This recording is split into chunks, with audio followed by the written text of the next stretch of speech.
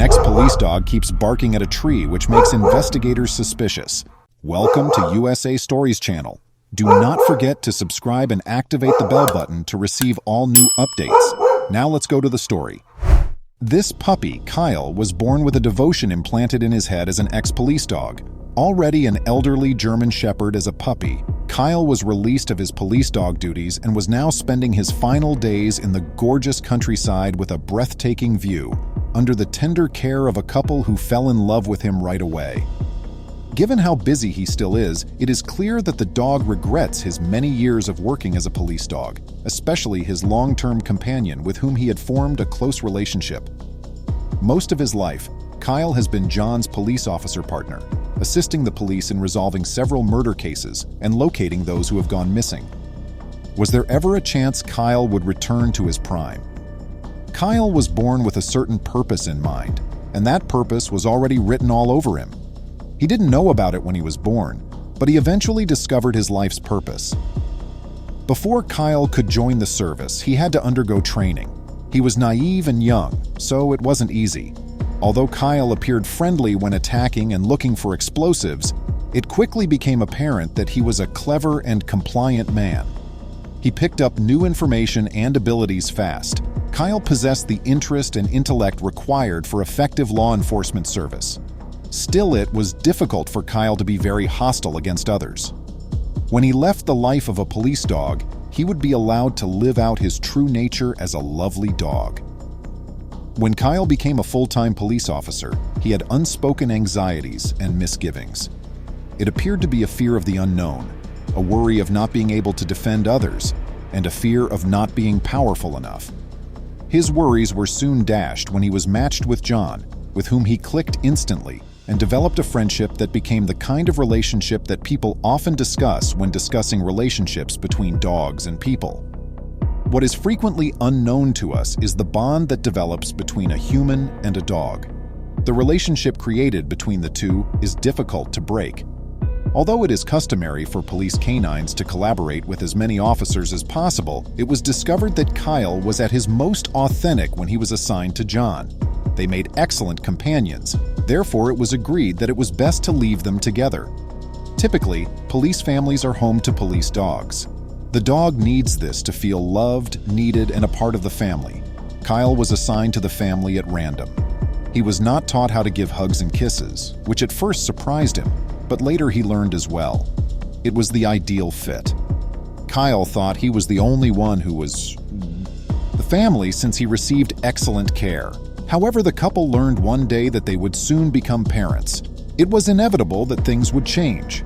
Because of the potential for dog aggressiveness, some parents do not want their dogs to be around infants. The pair did not want to jeopardize the health of the unborn child. The couple chose to give Kyle away, even though they were deeply in love with him. They requested that the police locate the dog a new home. Naturally, John was both pleased and saddened by the news, but he ultimately decided to retain Kyle. John decided right away to take Kyle with him. John brought the dog that day to his flat. It was cozy and fit for a bachelor's lifestyle. John only had one wife and she worked. There was ample room for Kyle and John, who moved in together right away and became roommates. A police dog's whole existence is dedicated to continuous training and skill development in order to guard and apprehend offenders. Kyle was a seasoned canine and an absolute pro. John and Kyle were well respected because they always produced positive outcomes. They weren't idle while working. But solving crimes wasn't always simple for Kyle. He was tasked one day with tracking down a girl who had gone missing. 2 days prior, she had vanished. Kyle encountered genuine challenges for the first time, but he was moved to aid her parents when he witnessed their utter despair. Kyle used every ability and skill he has. He gave the baby's garments a good whiff and gestured that he was ready. Kyle and the police team started looking for the girl. After some time, Kyle hadn't stopped for a long distance. It looked as though there would be no success in the quest. The police started searching the location that Kyle had indicated since they trusted him. The parents, however, were spared any explanations. They said that the girl's aunt lived in this location. The girl was soon discovered in this residence. It seemed that the youngster had fled amid a fight between the parents. When the two encountered armed guys on an assignment, Kyle had acted quickly to push John out of the way of a bullet. Fortunately, nobody of them was hit by the gunshot, but Kyle's health started to suffer from the difficult circumstances. Kyle gave his all to his profession with the police. He was an excellent defender and a great lifeguard. Kyle retired at the age of 8. He was granted a serene old age as a reward for his good actions and diligence. John knew this would come eventually, of course, but the time went by too rapidly. They were happy together for 8 years. John will always remember how the dog saved his life and be eternally thankful to it captured a group of crooks with guns. They shared a great deal of memories. Although parting was excruciatingly difficult and depressing, John understood how crucial it was for Kyle. John planned an outside celebration for Kyle in an attempt to offer him one final amazing summer vacation. Kyle was given to a kind family whose kids had grown up and made the decision to vacate the property.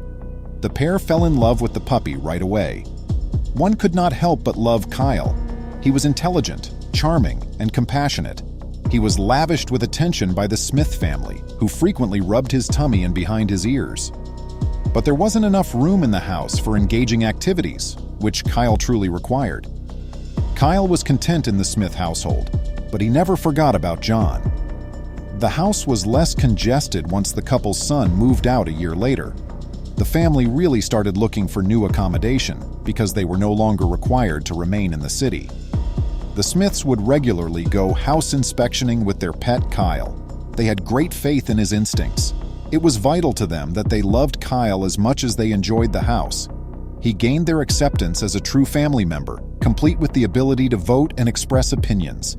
The Smiths eventually discovered an old, roomy home outside of the city, which they truly enjoyed. Kyle produced the ultimate judgment. The vastness of the mansion appealed to him. Kyle was free to run and jump as much as he pleased. Furthermore, there are endlessly beautiful scenery views all around the house. Their home was close to the seaside, nestled in a valley of verdant hills. More than anything, Kyle adores going on runs with the Smiths. He was so happy doing this that he inspired Thomas to join him on combined runs. A minute later, an odd thing happened when Kyle was surveying the area and exploring some new routes.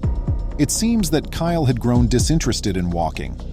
The oddest thing was that he didn't appear to want to move as Thomas, who had before been able to barely keep up with him, strolled slowly next to him.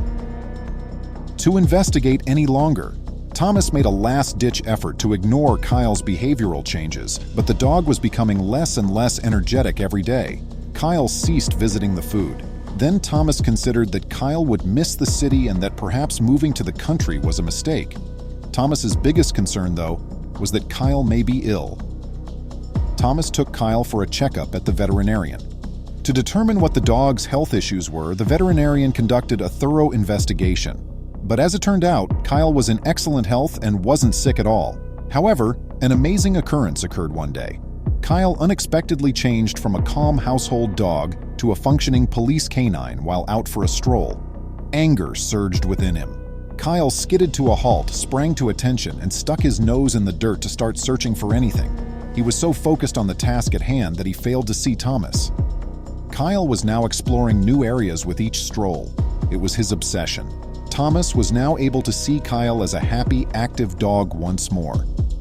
He ventured into the heart of the jungle one day. The task was more difficult this time around than it had been in the past. He detected a strange odor but was unable to identify its source. The mystery remained unresolved, and every day Kyle's restlessness increased. It was something that required action.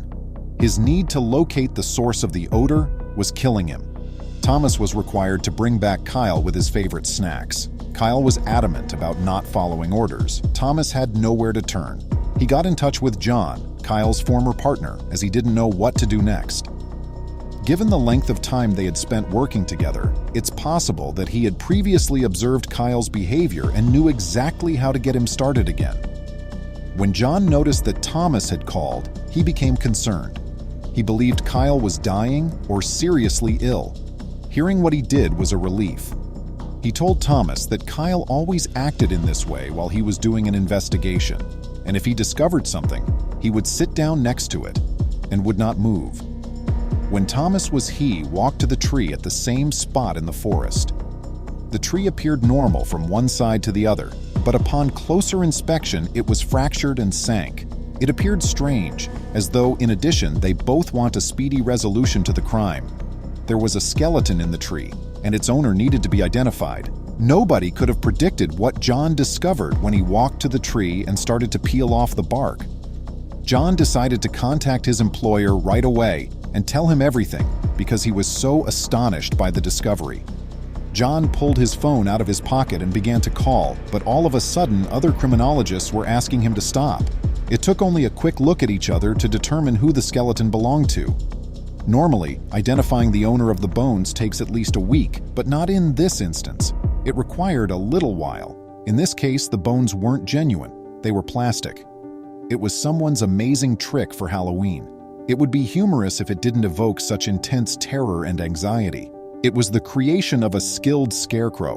While John was relieved that it proved to be a false alarm, he was still concerned about Kyle. After so many years of flawless service, his companion now mistook a fake skeleton for actual bones. Perhaps he purposely did that to entice John to come to him. John glanced at his friend, who still leaped with joy at seeing him. John realized everything at that same instant. Naturally, that wasn't the skeleton. John had to chuckle. It was a really cunning ploy to get John to come visit. John's supposition was validated when he met Kyle's gaze. Curling up to his erstwhile partner, Kyle gave him a tender glance. Because he was such a clever dog, Kyle planned everything out. He was aware that John would contact him without a doubt if he played the inquiry. He discovered that the village was the ideal location for this performance after relocating there. John was very moved by Kyle's commitment. Together, they took a lengthy stroll, and throughout that trip, John and Kyle appeared to have been in the past. John assured Kyle he would see him regularly before he left. John hasn't violated his word since then. The children of an old, filthy, unsightly house left their ill mother behind, expecting to return to find her dead. But when they returned a year later, they discovered something very startling. Ida pondered how she had gotten herself into such straits as she examined the status of her ancient, unsightly house. The house in which she had lived the greatest years of her life was a rundown shanty. Not only was her physically weak and afflicted with several crippling conditions, but she was also isolated. All of her children had abandoned her, leaving her on her own. They had assisted her in navigating her daily routines for years, making sure she had the comfort and help that she required. But as time went on, Ida's health deteriorated, posing new difficulties and expectations that stretched the family's capacity to provide care. Her loved ones were overwhelmed and emotionally spent, trying to figure out how to meet her every need while also being emotionally exhausted. Their physical and emotional health started to suffer from the burden of their obligations, making it impossible for them to provide Ida the kind of assistance she needed at this point. Gradually, Ida's offspring and other relatives chose to put their own interests ahead of hers and chose to remain distant from her. For Ida, seeing her own flesh and blood turn their backs on her and the slow deterioration of the familial relationship was agonizing, making her feel completely alone and forsaken. Ida was overcome with despair when she finally managed to sit up on her bed and looked outside, seeing her once beautiful garden hidden behind the weeds that had taken over. It appeared as though her family no longer had trust in her capacity to prosper and only saw her home as a tool to protect their own pocketbook. Ida was upset. Despite having dedicated her entire life to caring for those children and putting herself last, she had been abandoned like if she were a burden. Her old age had crept up on her without any resistance, and she had gradually forgotten the energetic woman she had once been. However, she was not going to wait around for death to claim her. No, she would respond and prove to the world, as well as her kids, that she was more than simply an elderly woman with painful joints. She therefore found a way to channel her annoyance and used it as motivation to go over her boundaries. But would her tenacity be sufficient to get her through this difficult period in her life? Ida refused to let her overwhelming obstacles cause her to wallow in defeat or self-pity. She looked for more resources, conducting incessant investigation and communicating with specialists to identify substitute options. Ida's tenacious efforts led her to realize that, in addition to complementary new therapies and treatments, She actually didn't need the suggested regimeno longer require her family's support. Ida persevered against all the obstacles, and it paid off. She saw steady but unexpected improvements in her physical state with the help of a new physician. Her tenacity proved to be an invincible force that worked in concert with her medicine and therapies, gradually lifting the heavy load that had been bearing her down. Ida experienced periods of uncertainty and tiredness during her difficult road to regain her health. She was, however, reminded of her strength and her potential to regain it by her unwavering spirit. She became into a live example of the strength of tenacity and self-belief through pure determination. Restoring her health was just the start, though. Ida, inspired by her and with a fresh sense of purpose-renewed vigor, made the decision to start a new business. She looked at her overgrown yard and rundown house, which had been neglected for a long time because of her deteriorating health. Ida tackled the difficult work of repair, determined to restore her beloved home's elegance. She painstakingly planned every stage of the endeavor with unyielding focus and pure tenacity. Equipped with her unwavering will, she diligently labored day and night to bring her house back to its previous splendor. She expertly repaired the crumbling walls by removing the flaking paint, undoing years of disrepair. Ida painted the walls bright colors that were specifically chosen to capture her excitement and her renewed passion for life as soon as the walls recovered their vigor. The once depressing. Now, a symphony of colors filled the rooms, bringing life to every nook and cranny. Even starting this undertaking made Ida feel like she was 40 years younger. Ida put her all into revitalizing her garden, which had been neglected in addition to the walls. She refused to back down in the face of the tangle of weeds that had smothered her plants.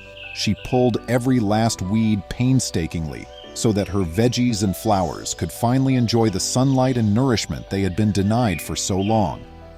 Ida became aware of her enduring love of gardening when her home and yard were being transformed. Dedicated to establishing a sanctuary where the natural world might flourish, she devoted several hours to carefully caring for her plants, delving into the mysteries of soil composition, as well as testing out cutting-edge technological solutions to accelerate their development and output. Ida's steadfast passion and commitment paid off day by day as her garden turned into a captivating scene brimming with life. The arid ground under her unsightly home was now a bountiful harvest of organic fruits and vegetables, demonstrating the amazing result of her unwavering labor. In addition to her garden flourishing, Ida became an inspiration to her neighborhood due to her eco-friendly methods and outstanding successes, which won praise from both friends and neighbors. Driven by her aspiration to provide for her family and share her recently discovered enthusiasm for vegetables, Ida set out to sell her excess produce crops. Her advanced age did not deter her. Ida was a selfless community volunteer who worked hard to build relationships with neighbors and friends at her little company. The community enthusiastically welcomed her persistent efforts and gorged themselves on the delicious farm-fresh vegetables she provided. By means of this satisfying exchange, Ida cultivated a profound feeling of satisfaction, transforming her little business into a treasured pillar of community gratitude for her unwavering commitment and the abundant crops she shared with love. Her neighbors eventually became frequent clients and later friends. They frequently went to see Ida since they thought she was a smart woman and wanted advice on their own gardens and lives. This elderly woman who had applied for a second lease quickly captured their attention on life and took her in as the neighborhood grandmother. Although she didn't appear to miss them much, they all knew she had grandkids and children someplace. However, they never paid her a visit. A whole year later, Ida's family finally made it back to her home, expecting to discover the elderly woman had passed away. Instead, they were astounded to see the incredible change. The rundown house, which they had expected to be falling apart along with Ida, was suddenly a brilliant representation of her victory against misfortune. Their looks mixed amazement and confusion as they got closer to the door, unable to process the bizarre spectacle in front of them. They gazed upon Ida, the perfect picture of health and pleasure, as she wandered through the colorful greenery of her blossoming garden, a monument to her unyielding perseverance and strong spirit. Her family foolishly believed they could instantly partake in Ida's sudden success when they approached her. They thought they could just walk back into her life and enjoy her money, without caring that she had suffered while they were gone. But because of the innumerable obstacles and tribulations that accompanied her trip, Ida became passionately protective of the life she had created. She would always be reminded of the loneliness and vulnerability she had experienced by the profound wounds their desertion had left. Ida stood, determined to maintain her power and independence towering, her determination unwavering. Knowing full well that she had not only survived their desertion but had flourished in spite of it, growing into a strong and confident person, she took the painful decision to turn her back on her family. Her bravery, tenacity, and independence had all returned. Ida had carved out her own route, turning her life from a hopeless state to one of fulfillment and optimism. She took a lesson from her family that would always serve as a reminder of her own resilience when she left them. Sometimes, in the face of hardship, our own inner strength may overcome all other forces. It is now your turn to handle. What were your thoughts on this remarkably motivational tale? If you had been Ida, how would you have felt left to perish? And could you ever abandon your family in such a heartless manner? Please feel free to share your views and comments in the comment box below. As usual, we would love to hear from you. Please remember to subscribe to our channel, give us a thumbs up, and turn on the notification bell so you won't miss any of our videos. If you enjoyed the tale, the next video that plays on your screen will probably move you too. This man discovered something terrifying in his lawn after hearing tales about his new house. John Sims never imagined that the suburban Tucson, Arizona house he had bought would end up being one of the most memorable experiences of his life. He had just wanted to live a tranquil life. The prior owner of his new house had told him of a strange subterranean object, and it all began with a fascinating tale. According to the rumors, there was a sinister secret in John's garden that brought back terrible memories. So with no guidance at all, he started digging frantically and destroyed his property. John Sims had never expected to find out what he was going to find out. Discover what happened to this amazing backyard finding by reading this article, Turned Out. Midtown Tucson, Arizona is where John Sims purchased a new house for himself. He thought he was in good hands because the former owner was a buddy of his. But before his friend turned over the keys to the residence, he had an unusual message to deliver. The property had a mystery about it, something monumental that had not yet been discovered. John had no idea that the mysterious communication from his friend would set off a series of events that would soon have people around the state talking. John received a seductive clue regarding the backyard from his pal. There was more to the house John had bought than what first seemed, he claimed. There was a rumor that something was hidden, somewhere far below the surface, but he had never really looked into it. John could do with the property as he wanted now that it was his. But even as he started organizing the house to his liking and bringing his possessions in, something inside of him began to shift. Like everyone with a secret under their skin, he was consumed by a burning urge to find out more. As soon as his buddy gave him this knowledge, John's curiosity ran wild. He was interested, even if it was probably just a fool's wish. John had asked him for a shovel almost half-jokingly right away, and although they had laughed it off, John knew he needed to get the right tools, would have to dispel the myth. He thought of something. Although it took him a little longer to get going, John was anxious to find out whether his backyard held any mysteries. He pondered what might possibly remain intact and what, if anything, he would find. There were countless options. It was simply a slight obstacle, even if it would mean ruining his backyard's neat, tidy appearance. There was only one way to find out, and he proceeded to dig in order to finally settle the score. The weather wasn't on John's side as he started to explore his property. The infamous heat wave in Arizona was reaching triple digits Fahrenheit. It was positively scorching. John carried on moving forward in the hopes of finding something while holding his shovel. Regretfully, in spite of his tireless efforts, he was unable to find anything. Nothing was the result of his efforts. Could it be that his pal had been deceiving him the entire time? He might have quit up, but this was just the beginning. John Sims tore up his property and dug 4 different holes, but he discovered nothing. It seemed very likely that by now whatever was under the grass had either fallen, been completely destroyed, or been encased in bricks. Though his first disappointment may have discouraged him from searching further, he was determined not to let this pass him by. Whatever it may be he would need to apply unconventional thinking. Suddenly, John thought of a better way to find it. I located what John thought would be a valuable resource, the local government files for his area of Tucson. He went through old files till he found the one. Apart from the documentation of his house's construction, there was an additional element. He was now aware of how to focus his search. The paperwork seems to indicate that Whitaker Pools, a corporation, constructed something there in 1961. But that was strange, even if it was documented in the files.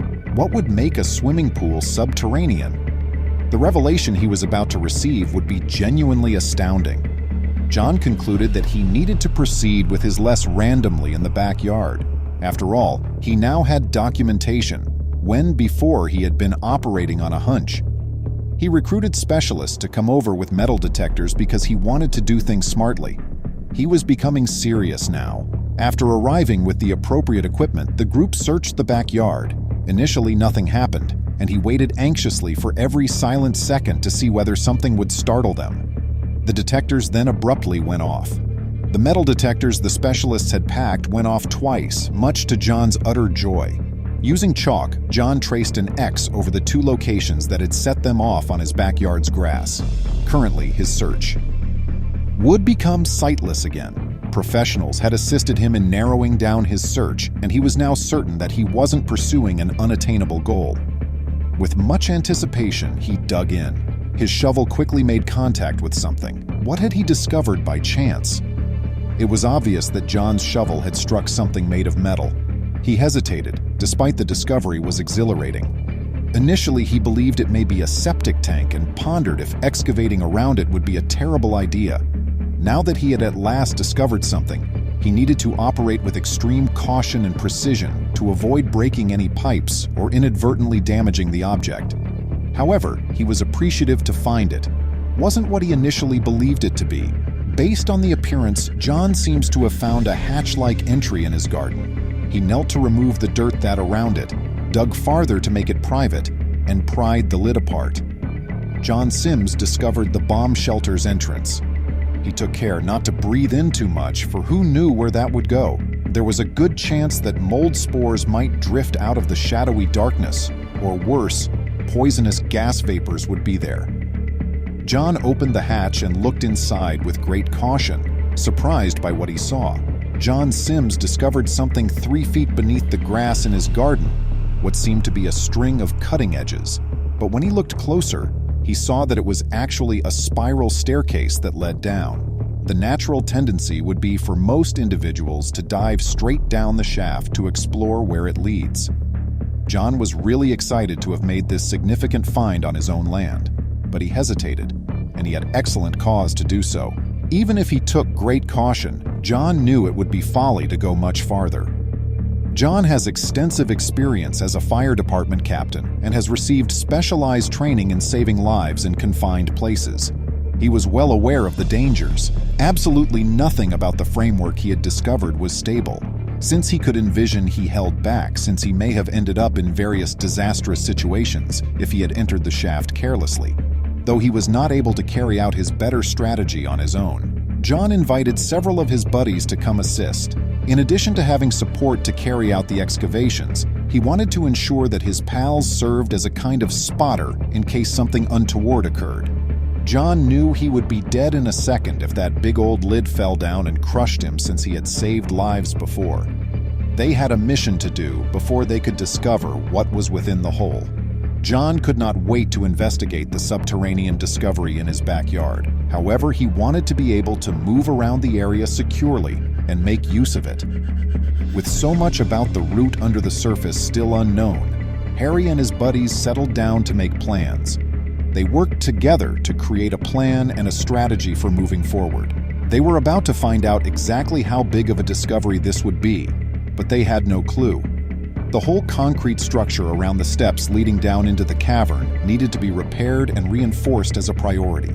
Because the steps were rusted through and may collapse, they posed a serious risk. John Sims was being kept from realizing what was ahead by all of this within. He knew he had to proceed wisely, though.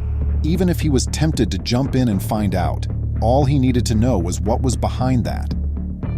John and his pals put down many more layers of concrete with great diligence. The goal was to fasten the reinforcing bar into the hatch. Someone entering there needed to be certain that the building wouldn't collapse on top of them. To maintain stability, the work crew had to continuously pour in fresh batches of concrete. While this was going on, people's thoughts were constantly racing, wondering what was within the hatch and where it might lead. However, there was an obstacle in their way.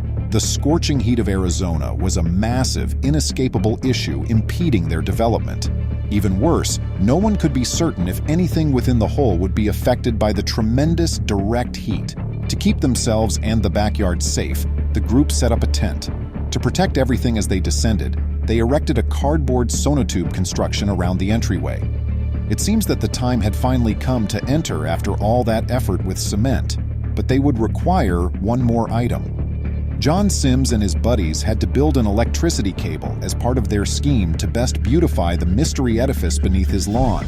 The crew hoped to be able to adequately illuminate it and to find out whatever they would find there, utilize power tools to excavate farther. In order to funnel in fresh air, they also installed a black pipe.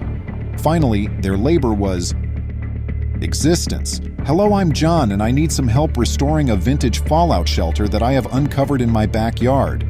Reads the pitch that John Sims posted on his GoFundMe page.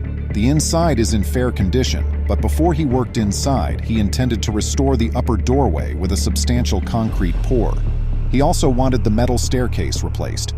His restoration has produced absolutely stunning effects. John Sims was not going to make a finding of this magnitude and then do nothing with it.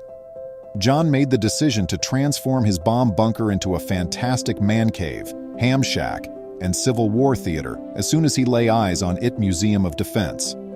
John immediately began studying the Cold War era and the reasons behind the Tucson residents' construction of these shelters as soon as he discovered what was underneath. He thought that repairing the shelter would be a wonderful way to honor a momentous historical occasion.